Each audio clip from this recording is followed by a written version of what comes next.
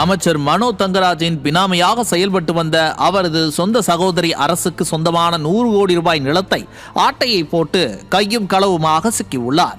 இது தொடர்பான வழக்கை விசாரித்த உயர்நீதிமன்ற நீதிபதி அமைச்சரின் சகோதரி உருவாக்கி வைத்திருந்த போலி ஆவணங்களை பார்த்து ஆடி போய்விட்டார்.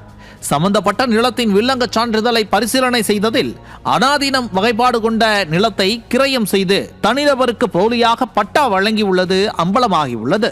பட்டா வழங்கிய அலுவலர் மீது குற்றவியல் நடவடிக்கையும் துறை ரீதியான நடவடிக்கையும் மேற்கொள்ள உயர்நீதிமன்றம் உத்தரவிட்டுள்ளது. அமைச்சரின் சகோதரி பெயருக்கு கிரயம் செய்த ஆவணங்களை ரத்து செய்து பட்டாவை ரத்து செய்து விரிவான அறிக்கையை அனுப்பி வைக்கவும் உத்தரவிட்டுள்ளது.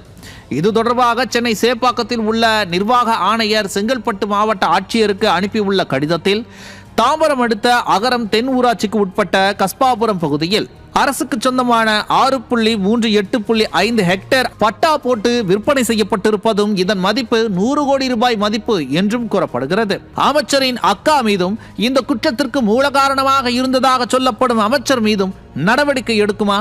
அப்பாவி மக்களை ஆக்கிரமிப்பாளர்கள் என தெருவில் நிறுத்தும் ஸ்டாலின் அரசு நிலத்தையே திட்டமிட்டு போலி ஆவணங்கள் மூலம் திருடி தின்ற அமைச்சரின் குடும்பத்தையும் சட்டத்தின் முன் நிறுத்துமா?